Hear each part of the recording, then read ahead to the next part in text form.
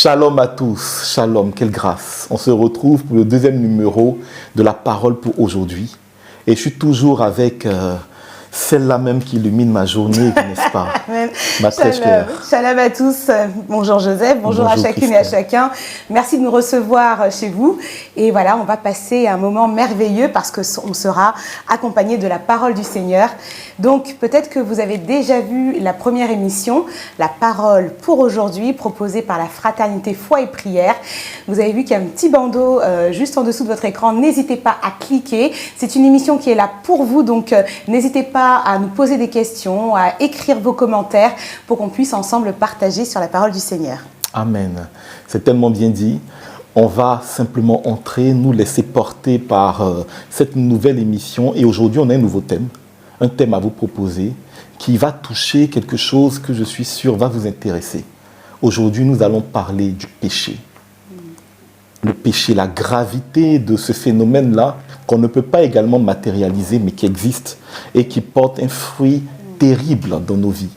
Et pour cela, on va prendre un texte qui est tiré de l'épître aux Romains, au chapitre 6, les versets 5 à 11, que ma très chère Christelle et moi-même, nous allons prendre le temps de lire. Il est un peu long, mais vous allez voir, il touche des phénomènes qui sont présents dans notre quotidien tous les jours. Je vais prendre le temps de le lire. Vous allez voir, on va parler de choses qui te touchent toi et qui me touchent moi. Alors, je dis Romains au chapitre 6, les versets 5 à 11, et qui commence par ceci. Car si nous avons été totalement unis, assimilés même à sa mort, nous le serons aussi à sa résurrection. Comprenons bien ceci. Notre vieil homme a été crucifié avec lui, avec le Christ, pour que soit détruit ce corps de péché. Et qu'ainsi, nous ne soyons plus esclaves du péché. Car celui qui est mort est libéré du péché. Mais si nous sommes morts avec le Christ, nous croyons que nous vivrons aussi avec lui. Nous le savons en effet. Ressuscité des morts, Christ ne meurt plus. La mort sur lui n'a plus d'empire. Car en mourant, c'est au péché qu'il est mort une fois pour toutes. Vivant, c'est pour Dieu qu'il vit.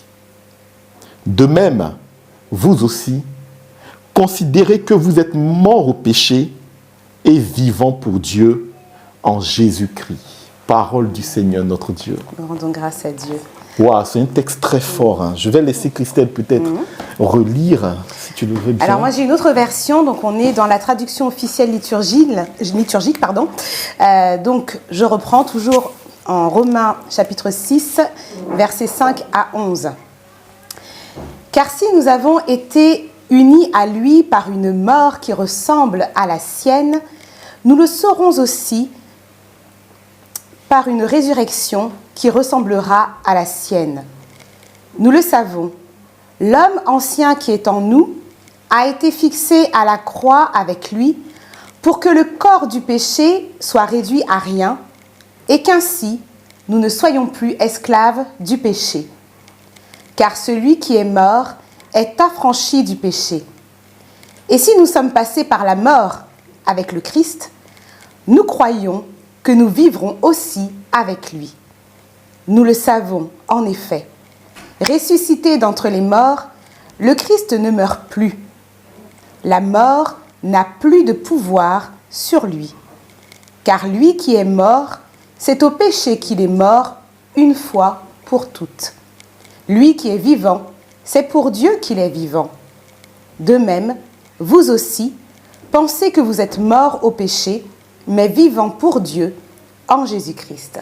Parole du Seigneur. Nous rendons gloire à Dieu. Amen, Christelle. Amen. Ce texte, il paraît impénétrable comme ça. Tu vois, on parle beaucoup de mort, d'esclavage. Personne n'a envie de lire ça, hein, je pense. Mais en même temps, il est riche. Et pour moi, il annonce une excellente nouvelle. C'est que, en fait, on peut être affranchi du péché. En réalité, ce texte nous dit quelque chose de fondamental. C'est qu'on peut vivre une vie sans péché. Et cela, c'est extraordinaire. Tu vois, on dit du Christ qu'il est exactement comme nous, excepté le péché. Parce que, comme on sait, il est né sans péché de l'action du Saint-Esprit. Le Saint-Esprit a pris chair dans la Vierge Marie après l'Annonciation et il a été conçu du Saint-Esprit. Et la Vierge Marie elle-même, on le sait, c'est l'Immaculée Conception. Elle est conçue sans péché, justement pour que, même dans sa chair incarnée, le Christ ne puisse porter du péché avant même sa conception. Mais cette grâce-là, ben toi également, comme moi, nous l'avons. C'est extraordinaire. Moi, j'ai cru pendant longtemps que j'étais esclave du péché, que je ne pouvais pas vivre sans péché. Alors que Saint Paul, qui écrit aux Romains depuis sa prison, dit non, c'est pas vrai. Et il explique très bien. Il explique qu'effectivement, il y a eu un phénomène extraordinaire qui est arrivé il y a 2000 ans. Lorsque le Verbe, celui qui de toute éternité existait, celui qui, à l'origine, on dit que la lumière soit et la lumière fut, le Verbe qui s'est incarné en chair, Jésus-Christ, lorsqu'il est monté sur le bois de la croix, ses contemporains se moquaient de lui, puisque, en fait, on voyait quelqu'un qui allait mourir dans des conditions atroces. Mais en fait, il allait pour détruire le péché. Comment? Le texte nous dit justement que quand il est mort, ben, il est mort pour toujours au péché. Il est mort une fois pour toutes au péché. Et comment c'est possible? C'est parce que, en réalité, au travers de sa résurrection, il a détruit la mort et le péché. La mort étant la conséquence du péché. Comme le dit la Bible, le salaire du péché, c'est la mort. Donc, en fait, c'est extraordinaire. Les gens voyaient quelqu'un qui partait mourir, mais en fait, ce qu'ils ne savaient pas, c'est qu'en ressuscitant, il allait vaincre la mort et détruire la mort. Et comme la mort est la résultante du péché, le péché n'a plus de valeur sur ceux et celles qui reçoivent son esprit. Donc en fait, ce qu'il est venu accomplir sur la croix, c'est vraiment une œuvre de vie finalement. Tu l'as dit tout à l'heure, au démarrage de ce temps, que voilà, c'est un texte un peu difficile, on parle de la mort, mais finalement, la bonne nouvelle, c'est qu'on nous parle de la vie, on nous parle d'une œuvre de vie. Absolument. Le Seigneur a détruit une fois pour toutes le péché et la mort que voulait induire le péché. Et c'est vraiment un cadeau qui est magnifique. On le dit souvent, qui pourrait mourir pour moi? Qui a donné sa vie pour moi? Absolument. Mais le Seigneur, lui, il a donné sa vie pour chacun d'entre nous, pour toi, Joseph, pour chacun d'entre vous, pour pouvoir, voilà, détruire une fois pour toutes la mort, le péché. Et j'aime beaucoup cette notion-là parce qu'il l'a fait une fois pour toutes. Et vraiment, dans ce monde où l'accusateur vient pour essayer de nous convaincre du contraire, qui essaie de nous convaincre que nous resterons pécheurs et que c'est comme une fatalité, là, avec ce texte, j'ai envie de nous dire qu'il n'y a pas de fatalité. Amen. Il n'y a aucune fatalité. Amen. Parce que le Seigneur, voilà, il est venu faire on parlait d'un point de rupture. Voilà, il y a un point de rupture. Il y a eu un avant et il y a eu un après. Et nous sommes dans cet après. Amen. Et vraiment, c'est tellement beau ce que tu dis. Et ça nous permet de nous questionner pour savoir, mais comment on le vit? Parce que tout ce qu'on vient d'expliquer, c'est une réalité spirituelle. Comment on le vit concrètement? Ben, on le vit, par exemple, moi, il y a quelque chose qui m'a toujours étonné. On le vit par la provocation. Dans notre vie de tous les jours, on peut être le plus grand chrétien. On peut aller à la messe, vivre une vie de foi, manifester dans notre quotidien, mais vraiment tous les fruits du Saint-Esprit. Mais en même temps, quelle est notre attitude lorsqu'on nous provoque? Moi, j'ai pu le vivre par ailleurs, dans certains cas, notamment le milieu professionnel, où tu es provoqué. Et je pense que l'ennemi fait quelque chose qu'il adore. Parce qu'il sait quelque chose, c'est que nous sommes faits de chair. Les anges ne sont pas faits de chair. Mais nous sommes faits de chair. Il sait que l'être humain fait de chair, qu'il le veuille ou qu'il ne le veuille pas, s'il reçoit un coup, il reçoit de la douleur. Et lorsqu'il reçoit de la douleur, sa chair aura tendance à réagir. Et donc, il joue de notre chair. La provocation. Même si tu es blanc comme neige, tu vis en interaction avec un environnement qui, lui, va entrer en confrontation avec toi. Qu'est-ce que tu fais? Qu'est-ce que tu fais lorsque on t'insulte? Qu'est-ce que tu fais lorsque on raconte des calomnies sur toi? Qu'est-ce que tu fais lorsque on raconte des choses qui sont de l'ordre de l'insulte raciale?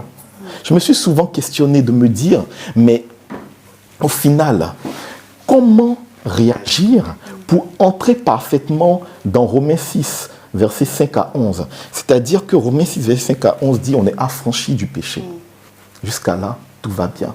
Mais on est confronté dans notre quotidien à des situations qui sont de l'ordre de la douleur, de la blessure, de la provocation. Qu'est-ce qu'on fait? Je pense que le Seigneur nous invite à changer d'angle, à développer ce qu'on appelle une réflexion de rupture. Tu vois, je pense que le Seigneur nous invite à voir les choses différemment. En effet, je ne sais pas ce que tu en penses. En fait, c'est que là, c'est comme si on avait deux réalités. Je ne sais pas ce que les autres en pensent, mais là, on parle d'une réalité, c'est-à-dire qu'il y a eu un avant, un après. Le Seigneur, en fait, est mort. Il a détruit avec sa mort le péché. Donc, on est affranchi du péché. Et en même temps, on a des situations au quotidien. Tu prenais l'exemple du travail. C'est marrant que tu dis ça parce que c'est ce que je commence à vivre aujourd'hui. Je ne sais pas pour vous. Mais voilà, on se retrouve confronté à une autre réalité qui est la réalité de ce qu'on vit au quotidien, de ce monde. Et effectivement, comment changer notre regard, comment changer d'angle de vue pour qu'on puisse accepter de rentrer dans une autre réalité qui est finalement la réalité du Seigneur. Et cette réalité, c'est qu'on est affranchi du péché. Mais c'est vrai ce que tu dis, quand on est comme ça un petit peu attaqué, un peu chahuté, finalement, il y a comme un réflexe en fait. On va avoir un réflexe on va réagir, action-réaction. Et c'est comment est-ce que on va se laisser dans notre foi, dans notre vie de chrétien, dans notre vie d'enfant de Dieu. Comment est-ce qu'on va se confier au Seigneur et accueillir le fait qu'il ait déjà détruit une fois pour toutes le péché et réagir autrement. Ça veut dire que là, on va devoir pivoter dans notre façon de réagir, dans notre façon de voir. Et c'est pas humain. Enfin, quand je dis c'est pas humain, c'est pas une réaction de notre chair, de notre humanité. C'est ça. Et c'est pas facile. C'est clair. Et là, je pense que c'est là qu'on a besoin du secours de la parole de Dieu. C'est vraiment dommage si parmi ceux qui nous écoutent, il y a des personnes qui ne lisent pas la Bible ou qui lisent la Bible que dans le temps de carême. Parce que justement là, on est confronté à une situation où seule la parole de Dieu va nous rappeler ce qu'il a écrit, ce que le Seigneur dit. Parce que dans Romains 12, verset 21, il est écrit que nous n'avons point de gage au péché. En d'autres termes, nous ne devons rien à notre chair. En fait, Saint Paul nous explique comme ça que, nous sommes affranchis du péché, mais mieux que ça, on n'est pas notre chair. En fait, on ne doit rien à notre chair. Notre salut n'est pas lié à notre chair. Ce n'est pas parce que nous sommes des êtres humains interagissant que nous sommes sauvés. Notre salut est lié à l'Esprit de Dieu qui vient dans notre vie, qui nous renouvelle, qui nous fait naître de nouveau. Ce que le Christ expliquait justement à la Samaritaine. Lorsque le Christ disait à la Samaritaine, mais même si tu bois de cette eau, tu vas encore mourir. Mais si tu bois de l'eau que je te donne, c'est-à-dire le Saint-Esprit, tu ne mourras pas. Parce que tu deviens une nouvelle personne. Et Saint Paul explique que non, en tant qu'être humain, nous ne devons rien à notre chair. Notre chair, à la fin de notre vie, qu'est-ce qu'elle va faire? Elle va aller dans la terre, elle va se transformer en engrais pour qu'un arbre puisse grandir sur nous. Ce qui va nous sauver, ce qui va nous transformer, ce qui va faire que nous allons accéder à la vie nouvelle, c'est le Saint-Esprit qui vient féconder notre vie. Donc, à partir du moment où tu ne dois rien à ta chair, si on te blesse, si on t'insulte, mais ce n'est pas grave, parce que qui prend, c'est la douleur de ta chair. Ça ne remet nullement en cause le Saint-Esprit qui habite en toi. Ça ne remet nullement en cause la personne nouvelle qui habite en toi. Voilà pourquoi dans le texte, Christelle, si tu te rappelles bien quelque part, on parle du vieil homme. Oui, le vieil homme, c'est celui qu'on était avant d'être renouvelé. Par exemple, imaginons que nous étions au puits avec la Samaritaine. Le Seigneur a parlé à une vieille femme. Il a parlé au vieil homme qui était dans la Samaritaine, n'est-ce pas? Et il a conversé avec ce vieil homme, c'est-à-dire cette personne qui est née de l'amalgame entre sa chair, son esprit et son âme. C'est qu'elle était.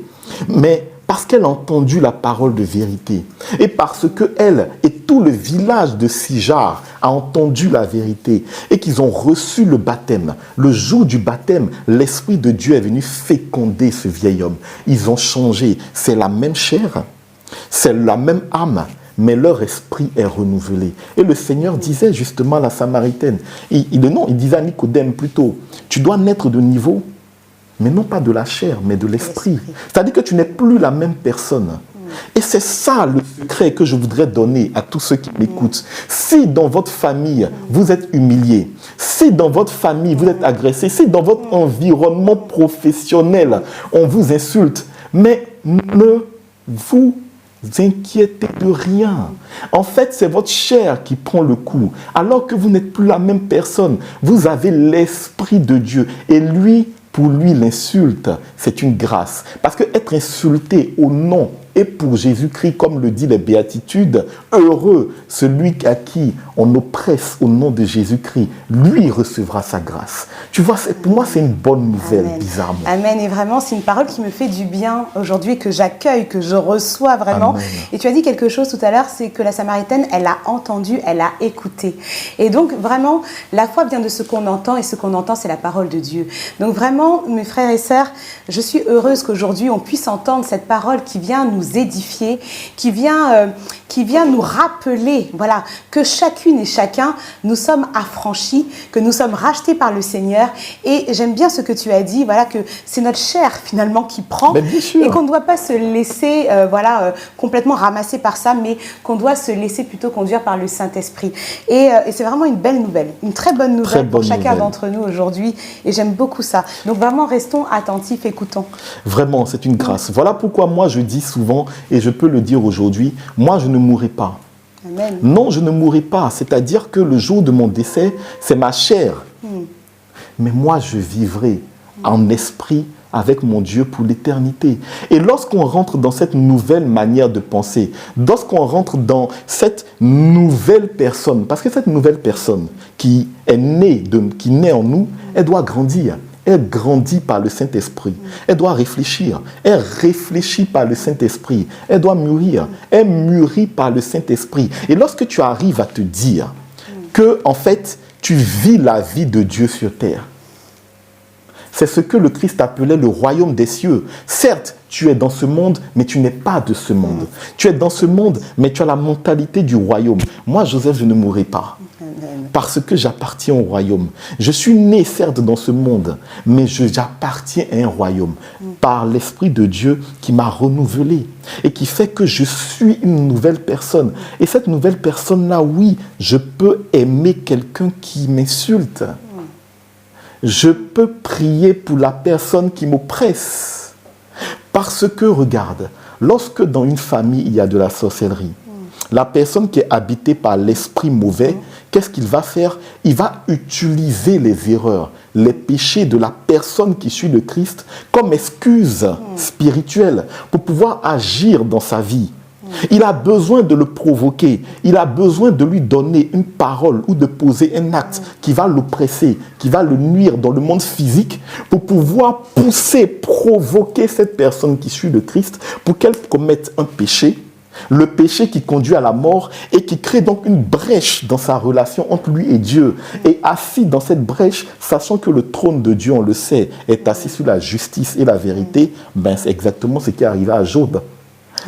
À partir du moment où tu pèches, Tu ouvres un boulevard dans ta vie à l'ennemi. Mais quand tu es renouvelé, quand tu sais que tu n'es plus la même personne, quand tu sais que tu es né de nouveau, que tu n'as plus rien à voir avec la chair et le péché, quand tu sais que tu as appelé du 1er au 31 décembre à marcher en nouveauté d'esprit, mais même si on t'insulte, tu lui dis « je t'aime ». Est-ce que tu as déjà dit « je t'aime » Christelle à quelqu'un qui t'oppresse? Alors, on n'a pas trop l'occasion de converser comme ça. Mais par contre, là, ce qui m'intéresse, c'est que tu es en train de nous faire entrer dans quelque chose, là, qu'on va toucher du doigt, c'est notre identité. Absolument. C'est notre identité. Absolument. C'est-à-dire que là, effectivement, si on a conscience de notre identité d'enfant, voilà, du royaume de Dieu, à le vivre déjà dès maintenant, sur la terre, en ayant conscience qu'on a été effectivement voilà, racheté par le Seigneur, ben, on va réagir différemment. Et c'est peut-être ça le secret. Tu vois, la question qu'on se posait au début de cette émission, quand je te dis comment on fait, eh ben, comment on fait, c'est peut-être de recevoir, d'accueillir, de prendre conscience de notre identité. Voilà. Et ça, c'est vraiment une belle réponse que tu nous donnes. Et tous ceux qui nous écoutent, pour ceux qui nous suivent, regardez-nous. Regardez-nous, nous sommes comme vous. On a des difficultés, on est oppressés, mais on est heureux parce qu'on n'est plus les mêmes personnes. Et parce que l'Esprit de Dieu qui est en nous nous a renouvelés. Aujourd'hui, notre chair a perdu. Notre chair a perdu. Et tu vois, effectivement, toi et moi, nous sommes renouvelés. Notre identité, c'est celle du Christ. Alors, je pense que c'est une bonne nouvelle, tu ne trouves pas? C'est une très bonne nouvelle. Moi, ça me donne envie de prier. Amen. C'est vrai que le temps passe très vite en ta compagnie, en la compagnie de la parole du Seigneur. On arrive déjà à la fin de notre émission, mais voilà, on va tout à l'heure prier ensemble, effectivement, parce que quand on reçoit la parole de Dieu, voilà, on prie ensemble, on la reçoit et il se passe quelque chose. Le Seigneur vient nous bénir, donc on va prier ensemble. Donc vraiment, n'hésitez pas encore une fois à nous laisser vos commentaires, vos questions, vos remarques, exactement. Cliquez sur le lien, n'hésitez pas à liker cette vidéo, à la partager. Voilà, c'est une toute nouvelle émission proposée par la Fraternité Foi et Prière. Parole pour aujourd'hui. Voilà, on espère que cette parole vous fait du bien, comme elle nous fait du bien à nous. Amen. Et on va prendre un temps pour prier ensemble. On va prendre un temps pour prier et même pour chanter. J'ai un petit chant qui me vient au cœur. Un chant que tu vas... Ah oui, en plus, j'ai une des voix les plus laides que je connaisse. Donc, prière de m'excuser parce que je vais chanter, quoi.